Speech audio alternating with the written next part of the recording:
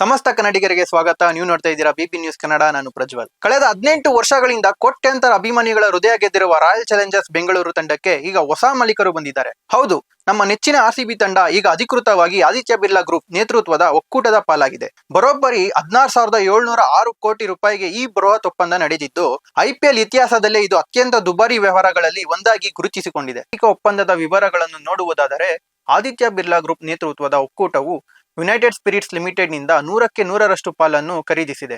ಈ ಒಕ್ಕೂಟದಲ್ಲಿ ಬಿರ್ಲಾ ಗ್ರೂಪ್ ಮಾತ್ರವಲ್ಲದೆ ಜಾಗತಿಕ ಹೂಡಿಕೆ ಸಂಸ್ಥೆ ಬ್ಲಾಕ್ ಸ್ಟೋನ್, ಅಮೆರಿಕದ ಹೂಡಿಕೆದಾರ ಡೇವಿಡ್ ಬ್ಲಿಚರ್ ಒಡೆತನದ ಬೋಲ್ಡ್ ವೆಂಚರ್ಸ್ ಮತ್ತು ಭಾರತದ ಪ್ರಖ್ಯಾತ ಮಾಧ್ಯಮ ಸಂಸ್ಥೆ ಟೈಮ್ಸ್ ಆಫ್ ಇಂಡಿಯಾ ಕೈಜೋಡಿಸಿದೆ.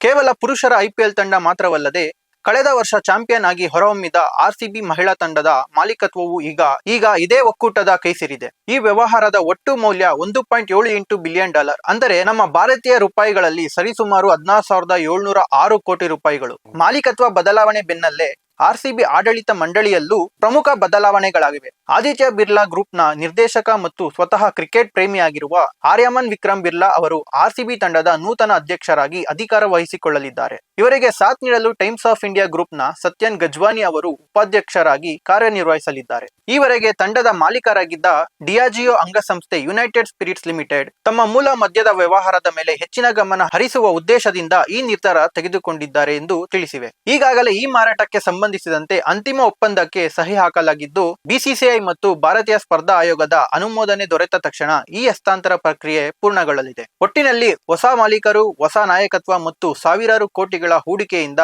ಆರ್ಸಿಬಿ ತಂಡದ ಹೊಸ ಯುಗ ಆರಂಭವಾಗಿದೆ. ಇದಾಗಿತ್ತು ಈ ಹೊತ್ತಿನ ವಿಶೇಷ ವರದಿ. ಸಮಗ್ರ ಸುದ್ದಿಗಳಿಗಾಗಿ ಸದಾ ಗಮನಿಸಿ ಬಿಬಿ ನ್ಯೂಸ್ ಕನ್ನಡ. ಇದು ಕನ್ನಡಿಗರ ಪ್ರತಿಧ್ವನಿ.